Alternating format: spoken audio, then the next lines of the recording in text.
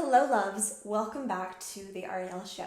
I'm really excited to talk with you about something that I haven't talked about before and I haven't even thought about before, to my own shame. And so I am obviously still processing it, as you'll see as we dive into this, but I'm really excited to kind of share with you what's been bouncing around in my brain and get your feedback on it. And I mean, who knows, maybe I'm like 5 years late to the party. Maybe you guys already know all this stuff, very possible, but I'm a little bit mind blown this week. So we're going to be talking about consumerism.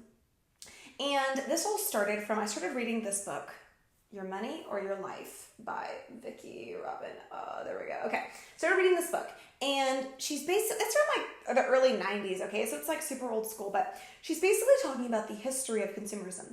And in my own botched retelling of this, the way she kind of shares it is like, we used to, as Americans, be called, or just as people, be called citizens, and now we're called consumers. And this happened in the early, like, turn of the century, like 1900s or whatever, like, industrial revolution was happening. I don't know my history, I have no idea when any of this stuff was, but anyway, all that stuff was happening, and like, stuff started getting like more economical, like everyone had a little bit more money, and basically she was saying that workers used to work the field or go to a factory to work in order to, wait for it, meet their basic human needs. Okay, what a concept. They used to put in their time, their life energy, their work in order to get the money they needed to buy bread and clothes and a roof over their head. So food, clothing, shelter, like the basic needs. Okay, then in the early 1920s, Industrial Revolution happened. It said the astounding capacity of machinery to fill human needs had been so successful that economic activity was slowing down. Instinctively knowing they had enough, American workers were asking for a shorter work week and more leisure to enjoy the fruits of their labors. Okay, so like 100 years ago, stuff was going good, and people realized they had enough. They had all the food, they had the clothing, they had the shelter, they were good, so they started to work less. They started requesting time off. Now, this freaked out, I think it was like the Protestant church, because they thought sloth was one of the 7 deadly sins, so they didn't like the idea that people were being lazy. And then also, obviously, freaked out like the government and the economy, because they're like, oh no, if people are going to stop contributing to the workforce, like, and if they feel like they're satisfied, they're not going to be contributing to the economy. This is a problem. And so, the concept of consumerism was invented.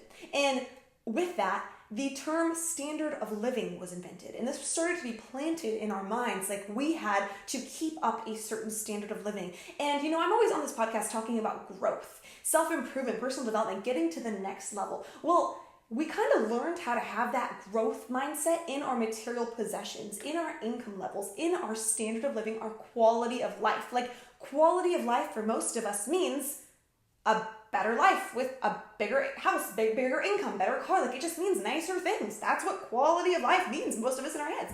And I think that's messed up. And along the same time, this whole new industry was birthed, which previously hadn't really existed and hadn't ever existed at this capacity, called marketing. When I heard this, I was kind of dumbfounded. It had never occurred to me that marketing used to not be a thing. And like now I'm like, duh, like makes sense. Like, who we're gonna market to back in the whatever, like hundreds of years ago, like walk around with a sign, one-on-one people. But like now with all the different mediums, you can market to so many more people. And I think most of us who've been on the planet for 20, 25 years have seen marketing completely go crazy. There's so much more marketing and marketing messages available to us now than there was even 5 years ago, 10 years ago, 15 years ago. Okay, so consumerism kind of happened, and we were supposed to take the role of consumers, and we as humans were supposed to always be wanting more things and better things and replacing things. And you're not really supposed to have the same couch for more than 2, 5, 10 years. After that, it's gross, get rid of it. Your mattress, all the skin cells are going to go into it. It's going to make it like not, you can ergonomical for your back anymore. You've got like a 5-year lifespan of your mattress. Then into the landfill it goes. Get yourself a new one. Your clothes. Most of us buy crappy fast fashion from H&M and Forever 21 for like $5. We all know it lasts like a year, a couple of washes, and it is gone into the secondhand store, hopefully, or a lot of people just throw that stuff away. Into the dump it goes, and we have to buy more things. I didn't know this was a problem because I like buying new things. So I thought, this is great. I can just buy stuff and then it's fun, right? But let me reframe this, and this is what I've been really thinking. Most of us lead stressful lives, a little bit more stressful than we would want. Most of us imagine that there is a better life for us, and it would involve having more time to pursue our hobbies and time to maybe work on our passions, or maybe start a business, or like finally like kind of feel in charge of our day and our time, and not like our time is being dictated to us by a boss or a manager or whatever. More time with our families, maybe more time to spend on our health, maybe like learning how to cook for ourselves. Like a lot of us sometimes feel like we can't breathe and we feel overwhelmed and there's stress and busyness. We're always so busy. We don't have time for what we know is important for us, but we're thinking any day now it's going to happen. Okay, most of us, when we look in our future, I think most of us believe that freedom, that time freedom will come when we're a little bit richer. When we have a little bit more money, then we will, of course, be able to like hire a housekeeper so we don't have to waste time cleaning, so we'll have more time to work out. Or like we'll be able to get the supplies for the blah, right? Like it's always a little bit more. We always need a little bit more. But here's the thing. We're busy. Why? Because we're working. We're stressed. Why? Most of us, because we're working. And it's not just the time expenses related to work where it looks like, okay, I put in an 8-hour day and I made whatever money you make per hour, and it only cost me like a couple dollars in gas and then the lunch that I bought in the middle of the day. And so I maybe lost $10, but I made blah, blah. But it's not just that, because most of us have our lives wrapped around our work. And so most people come home from work and then they're spending another hour and a half like decompressing. And it's just overwhelming. So like your brain is so zapped and so fried and you're so stressed that you can't cook, and so you have to order in, and you don't have any brain space left, so you're just like numbing out in front of the couch or playing video games, and you're just stressed, and so you make an impulse purchase because that kind of calms you down. And then there's the commute, and before we know it, it's like our entire lives are set up in order to keep us from not freaking out and breaking down because work can be so stressful. But like, why are we doing all that? Why are we doing that to ourselves? We do that so that one day it can be better. But here's what I'm wondering. Maybe it can just be better now.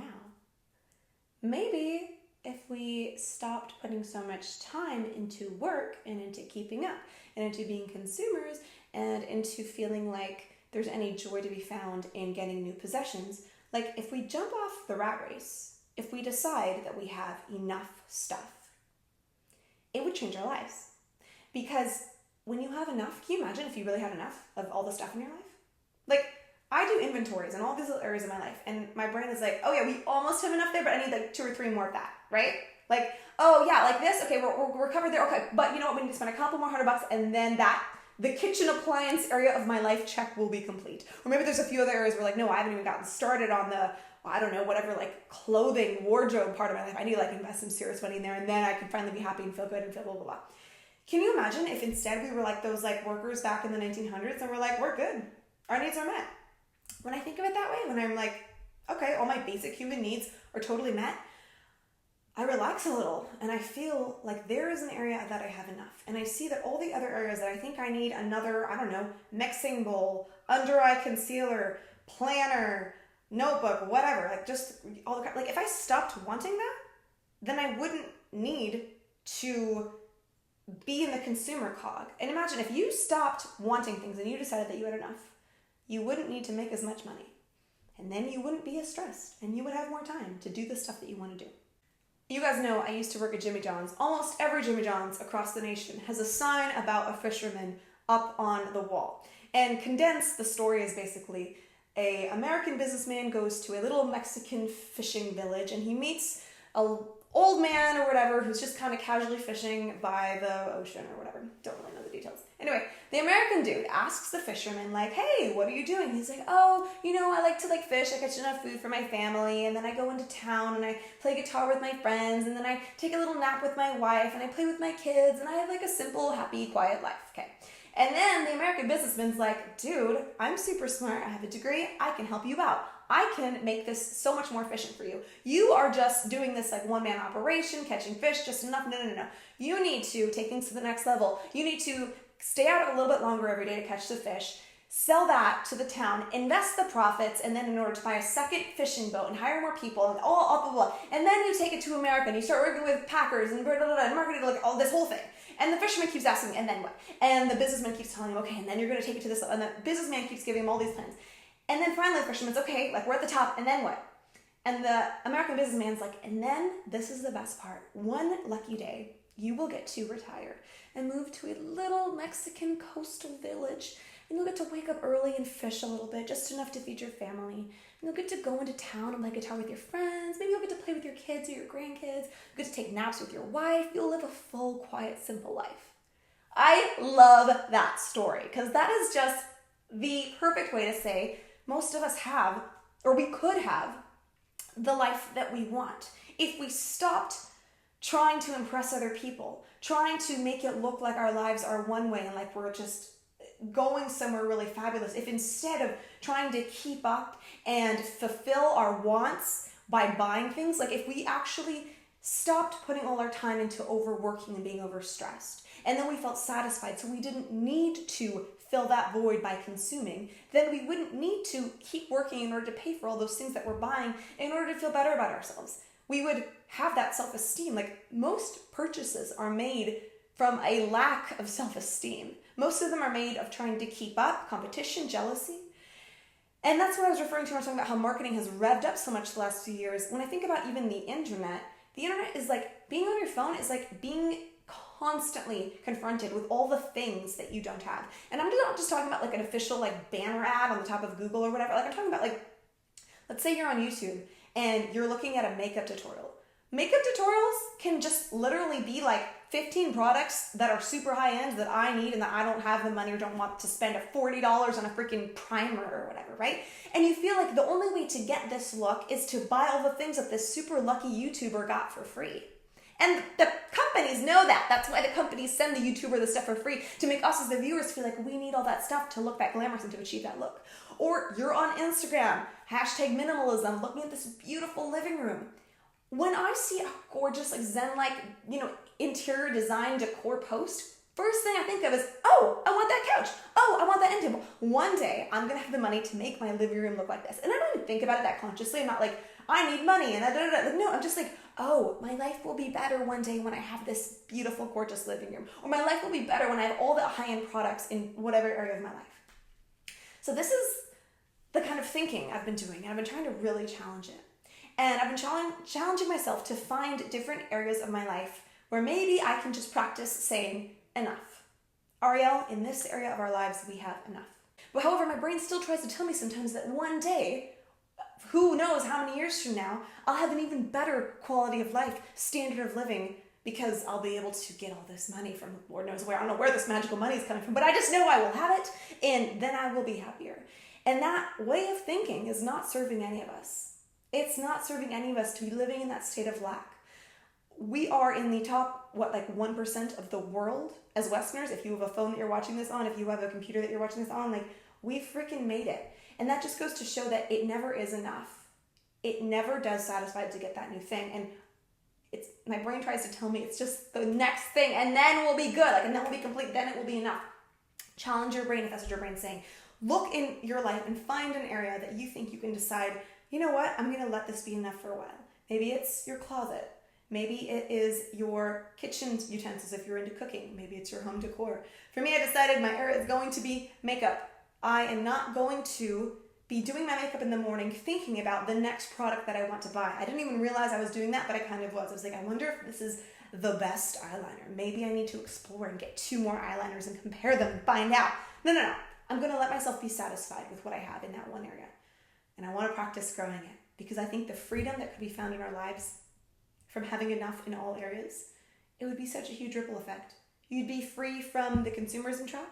You could even potentially be free from the working hardcore, being stressed, not having enough time, deteriorating your health, feeling like a zombie. You would have freedom from that if you weren't always spending your money on stuff. You could be financially independent and live your life on your terms and spend your time the way you want to spend your time. Sounds kind of awesome.